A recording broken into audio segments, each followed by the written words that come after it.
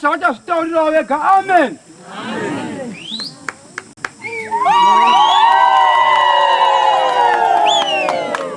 Rugare kwatiri. Zvemufaro zvikuru sei. Nokuti bhuku kuna Genesis 24, 27 ne28 ukadziverenga dzinozadzisa chiitiko chatakabvunza murandakadzi.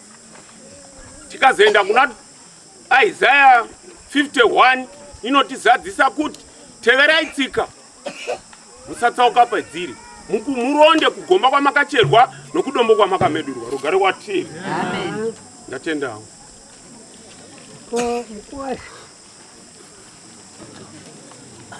Rugare kwamuri.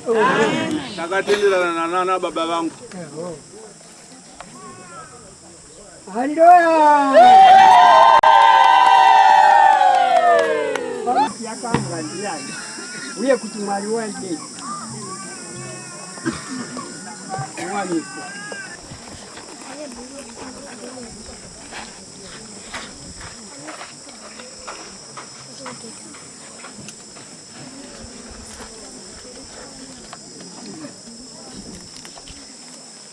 Nashe Sabata nasikera sinyalile mauya pano kuti muwaniswe muzita ra Mwari.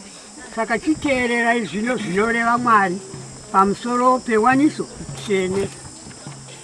Patastamende yekare tinoreva kuti Mwari wakati hazvina kunaka kuti munhu agare.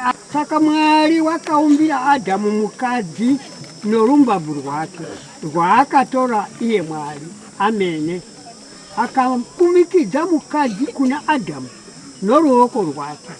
Saka zivai kuti waniso chinhu chinofadza Mwari, nokuti zvaakapa Adhamu mukadzi kuti ave mukadzi wake, anodawo kuti mumwe nomumwe ave nomukadzi wake wakamukwanira.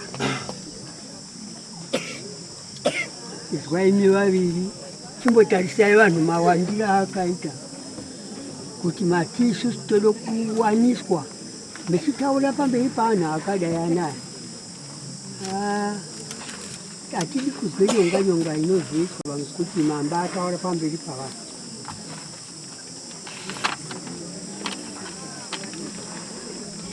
Ndo zvataura Mwari izvozvo.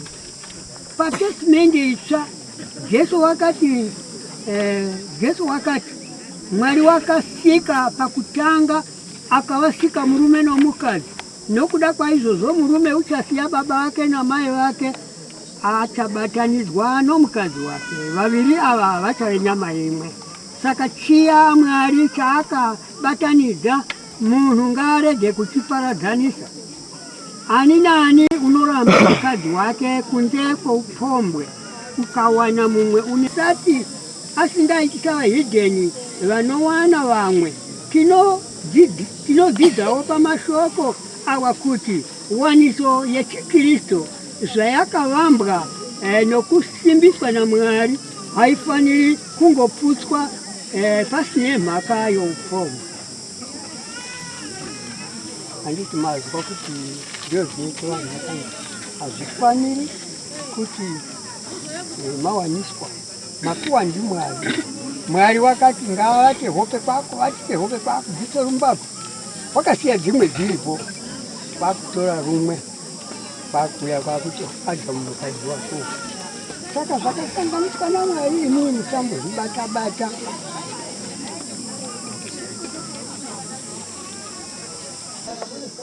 Kune vanoda kuzwa vazwe. Tina vana tiri kutanga imba itsva nhasi. Yetero kutanga. Saka tino kuti munhu wese vakuru navadoko vakaungana pano vaone matangire eimba nemaitire ayo. Tinase vatiunganidza kuti inini ndaakuda kuroora. Saka ndo vamunoona vari pana naStella.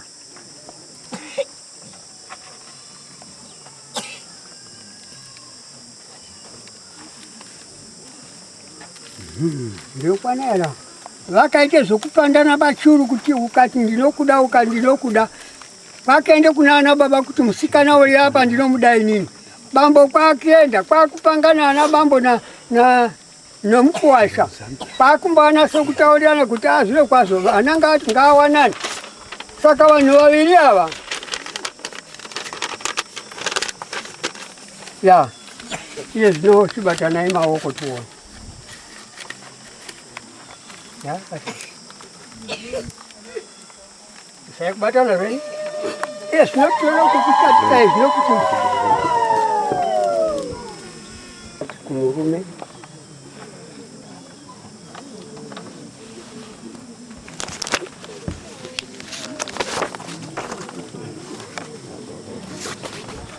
mufundisi achati kumurume iwe tinashe nyange nokusawedzera vamwe vakadzi naye misi yose ndisagara naye ndiri murume mutengi sezvazvino sezvakare shoko raMwari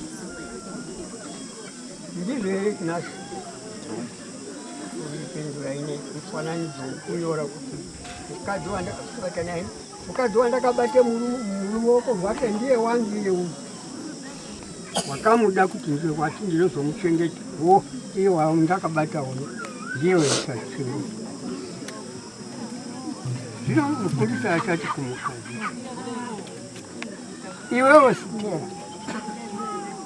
uchirewawo wechiti ndinotenda pamberi paMwari nezvapupu zviri pano kuti ndinowaniswa zvino nomurume uyu wandakabata ruoko rwake kuti ave murume wangu chose. Ndinotenda kuti ndichamuteerera ndichimubetsera nokusamurasha ndichigara naye ndiri mukadzi mutengi sezvinoreva shoko raMwari. Haleluya!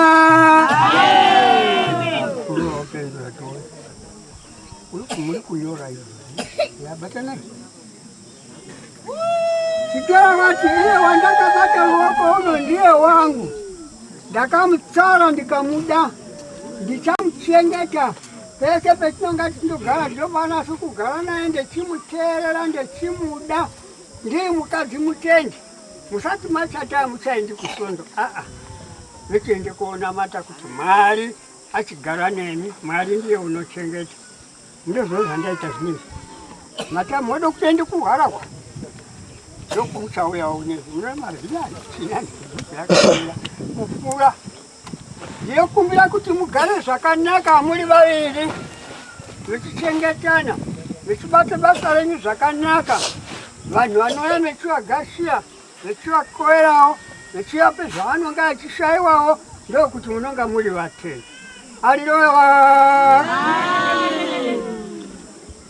Avati iye murume wandakabata ndiye wendichatora ropa pasi. Baba wenyasha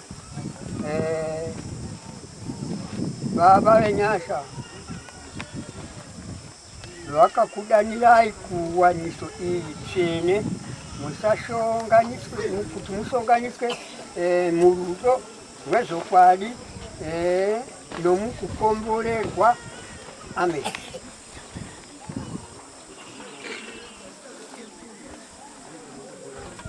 Ava vati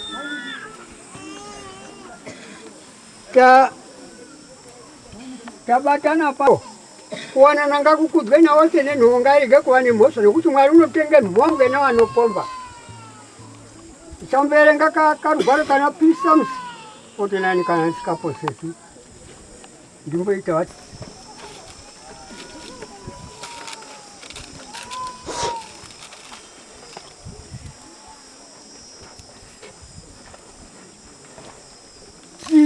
eh 45 ndima yacho ndi 10 chiteerera mukunda rangarirawo urerekere nzeve yako chikanga vanhu vako veimba yababa vako ipapo mambo wako uchada kunaka kwako nokuti ndiye Ishe wako umunamate kwaari uye mukunda wetiye uchavapawo nechipo vafumi pakati pehama dzavanhu vachakumbira ngoni mukunda wamambo wakanaka kwazvo mukati meimba yamambo. Maomoni imba yagadzirwa panapa yekuti taakuda kutanga imwe imba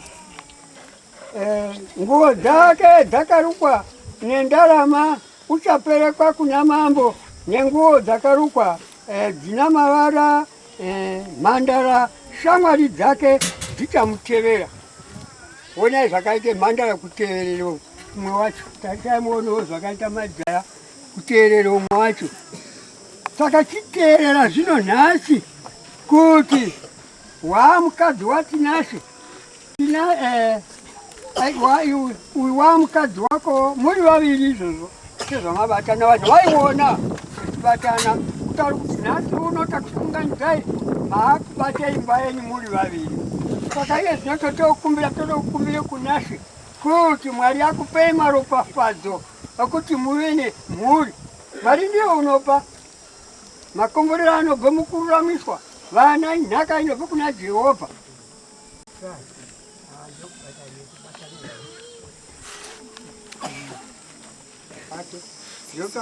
Watiwe baba wedo kwasika kwako wasika wari wavire murumene musikana murumene musikana ino wari buri sayiro Yesu ori mirena nasiu ora mununga chisiya baba wana agare mukazi wake ye agare mukazi wake dona yavatsa edu o murumene musikana wauye kusiswa pano ose otsika yezire eyu wanaise otsika yezire ino vari budisaire olimirena nasi uno wana mununga chisiya baba wo agare nomukazi wake ye agare nomukazi wake.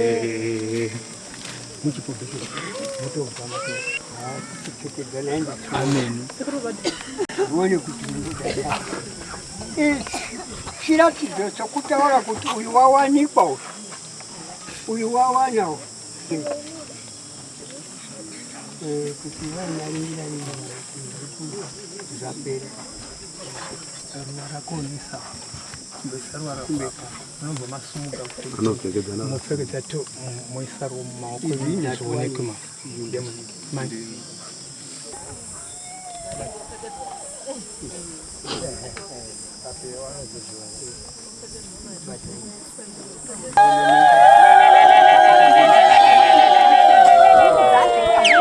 kuti mamba apfeka muso munorambana munoende kokokanhana ndione kuti munaona anaone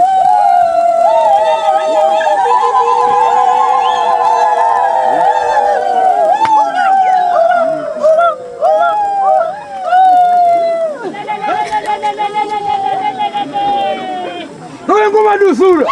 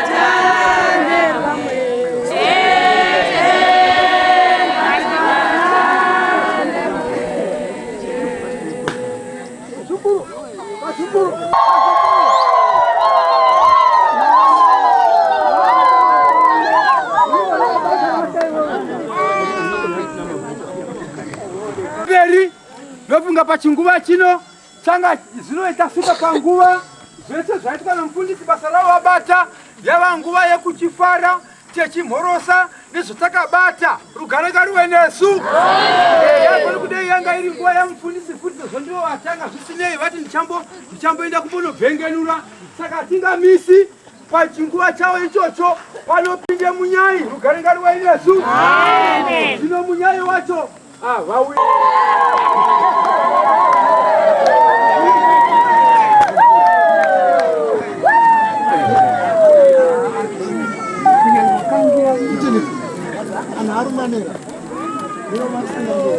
Rugare ngaruve nesu. Rugare kwatiri. Mbuya vari kutivo vanhu vavo vakanyamboda havo kukanga mutitsinirwa zvakanaka, asi ndaishuva kuti varime mbuya Jori.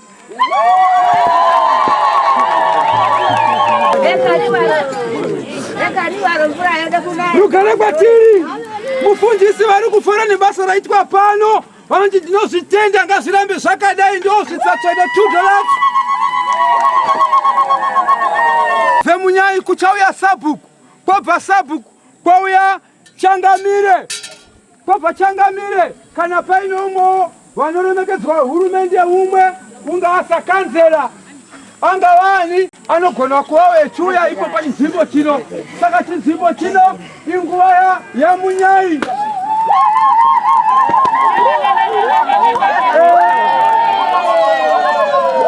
Zvanzi navamunyai ndinofara nezvaitwa pano. Uko varipo here?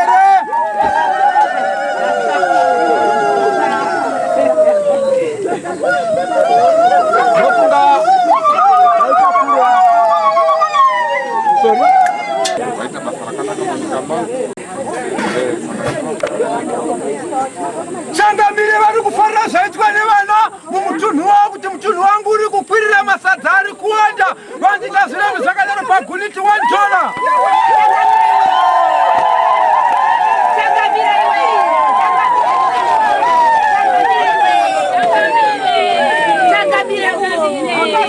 Ishe vari kutsinhira kuti garai zvakanaka muchibikira nesadza nemhunga zvese nenyimo $1 pamusoro patari. Vehurumende kuti varipo here vanga vakanzera pamusoro ivana mbuya mubvutemu. Izwai vana mbuya, teererai ndiri munozvina zvikudu. Kana ndati vekwasurumete vane vakwambo vavo, vekwasurumete vane vanasekuru vavo, vekwasurumete vane vazukuru vavo, vekwasurumete vane mwaje ndichapera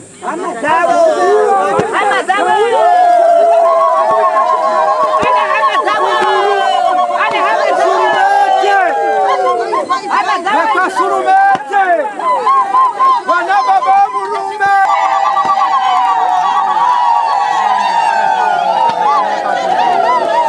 Baba vari kufarira tinashe makorokoto waite zvakanaka zvinokudzwa. Baba cheke muchabata $5.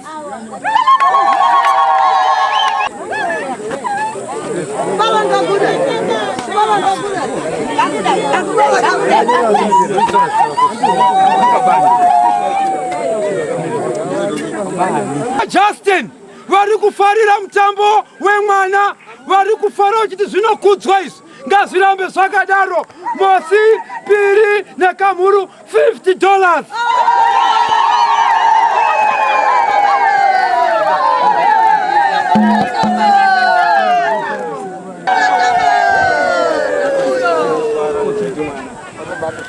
Baba vapeshi vari kufarira zvaite mwana kuti waite zvakanaka wachata $2.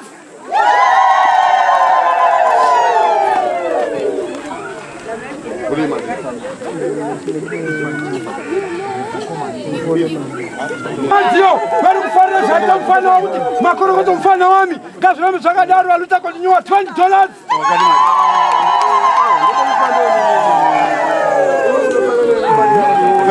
Ina wavo kuti ngazvidaro $10.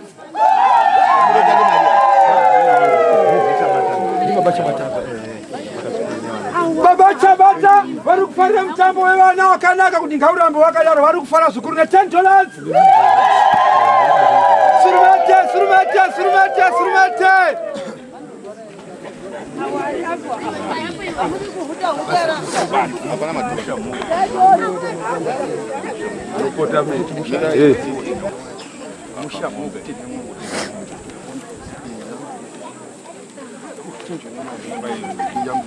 Misha mwese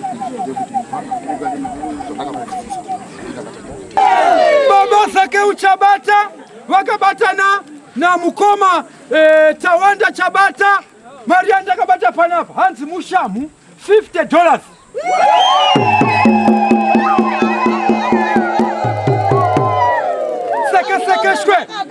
Seka shwe Mushamu yoyu kuna ng'ombe mdange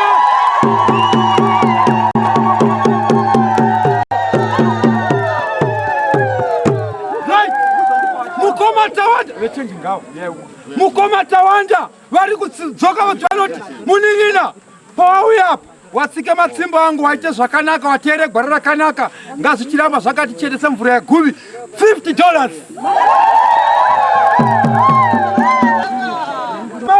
Ari kuti sekuru ndoda kuti murime kamugabe kamunga kafupi 2 kg.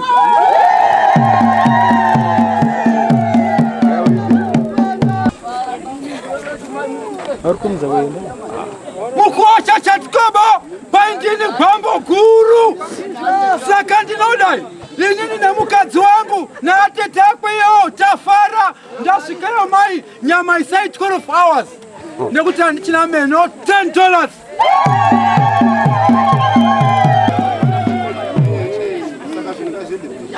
Vana surumete ari kunofarira zvinhu zvakadai tarisei kuva surumete tarisei hanzi ndinofarira zvinhu zvakadai ngazviende mberi $20. Sakuru dagacha vari kufarira mutambo wamuzukuru wazukuru kuti mushanga wake zvakanaka $1.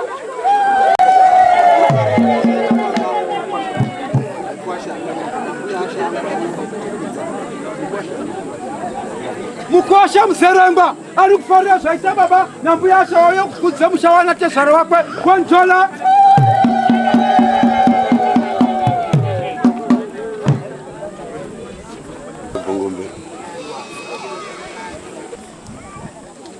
Mukosha zuwayo nemudzimai vari kufarira mutambo watezvara naambuya kuti ngazvirambe zvakadaro. Chekutanga ndaenda kune zvizhinji pane zviri muno izvi hanzi iri ndiro rinonzi ndo diamond rekwachiyadzwa rauya nemukosha rakabatwa pano pacharuma pai kana tauya tirikiri mundiro dzesimbi kwani kudiamond rekwacharuma tinodyiwa madina plate.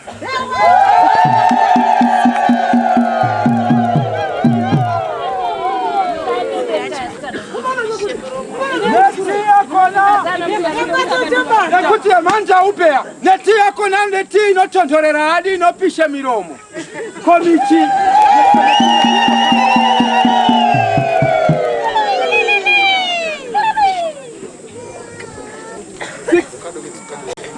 pamusoro paizvozvi vari kukurudzira muchazo kuti izvi zvinobongwa yaambo tinoshaya nemashoko ekubhuya kuti tonobhuya nyika yakumuzikanyi kwediyo $50 pamusoro.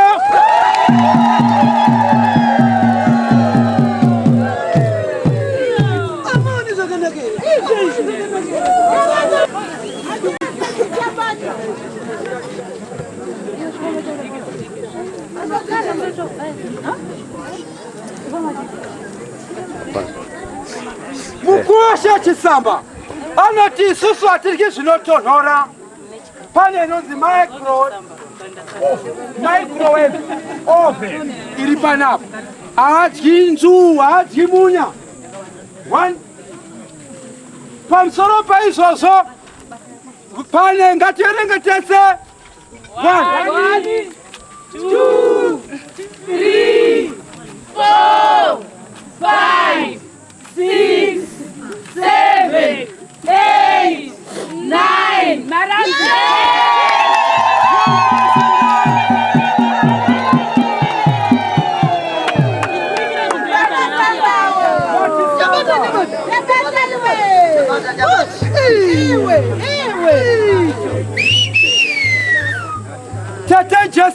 kufarira mutambo wa mukoma wachiti mukoma na mai guru tinozibonga 100 rand.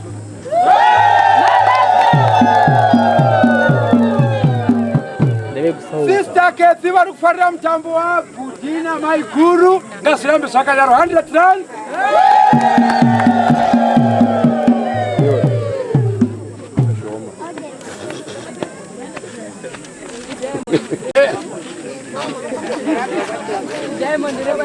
To Mr. and Mrs. T.S. Chabata from Mother Surumete Mtare. Ndimai Surumete vane baba papani wa hanzi hii mwanangu auriki zvakakumana ba.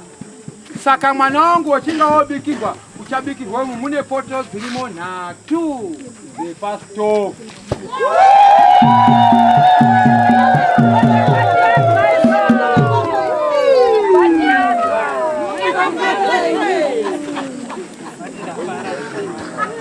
Maini ni maisha miso vari kufarira muchato wevana $2.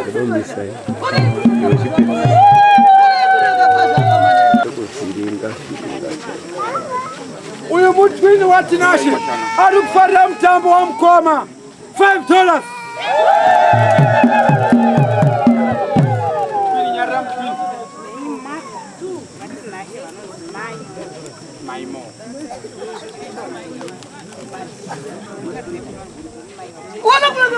Avanti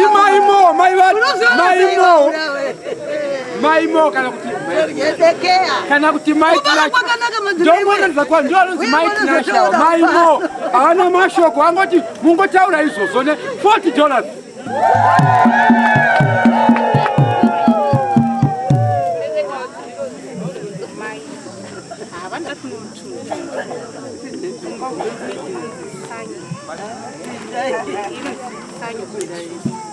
Pamusoro peizvozvo mai vari kuti kumba kune inonzi Sanyo bread toaster inogadzira tinonaka kuti mwana wangu batai miromo.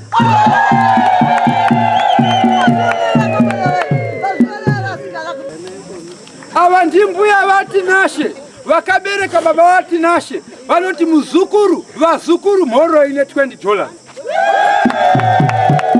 Vazukuru mozouya kumba kwangu kwaguti kwamunyikwa motore mbudzi yenyu movake musha mbudzi. Timbuya vaTinashe vari kutendera nezvaitwa nemutambo wevazukuru kuti vazukuru zvinotendwa tinobonga $2.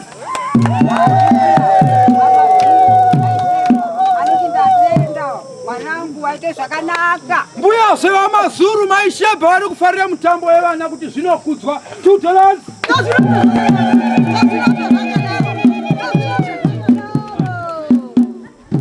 Mukuwasha maizungudzwa vari kuhorosai ambuya nekuti makorokoti ambuya nababa $5.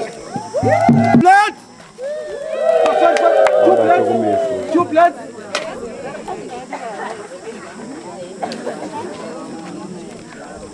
Vatete vaTinashe vari kufarira mutambo wemwana wehanzvadzi yavo vakatsigira ne2 plates.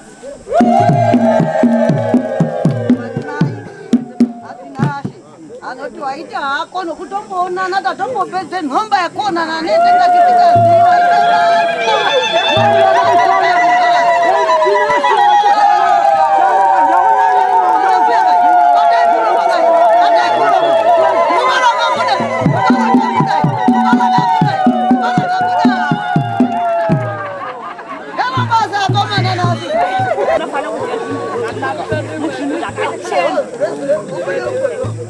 Mai vaTinashe vari kuti Tinashe ndi teacher unofanira kubikirwa zvinhu zvakachena.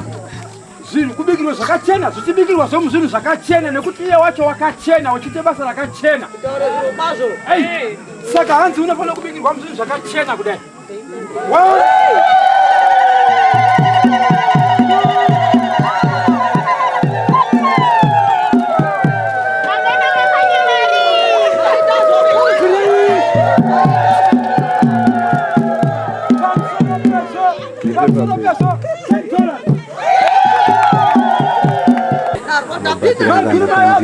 Vari kufarira mutambo waitwa nababini vavo ne$2.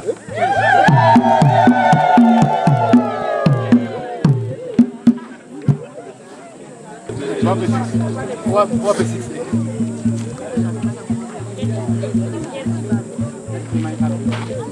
Atete maipisimo vari kufarira mutambo wemukoma kuti mukoma maite zvakanaka. Gara zvakanaka tigoya kuti nesasa. Vanotenda zvikuru. Children!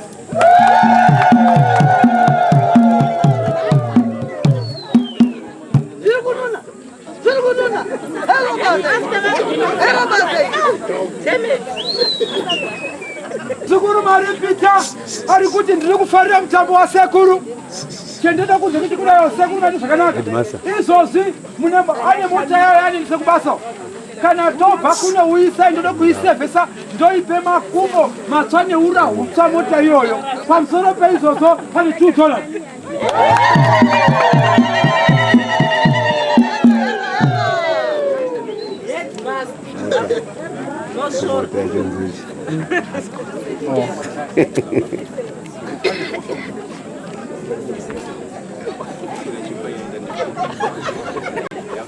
Idzi shamwari dzababa chabata dzavanosenza dzokwekwe vari kuti vafarira mutambo pane foshoro yakatengwa inonzi yambomhanya nekombi yangoya iri kuya foshoro pamusoro pefoshoro pane $10. Muzukuru maripita ari kuti mbuya nasekuru ndio chipo changu ichi shower curtain ndio chipo cha muzukuru mudzimai wamaripita ari kuti sekuru nchinga ndauya kwandidi kumwira mukapu dzinopisa mune 3 plates dziri mumu 3 cups dzemabhonzo nemadish towel matatu.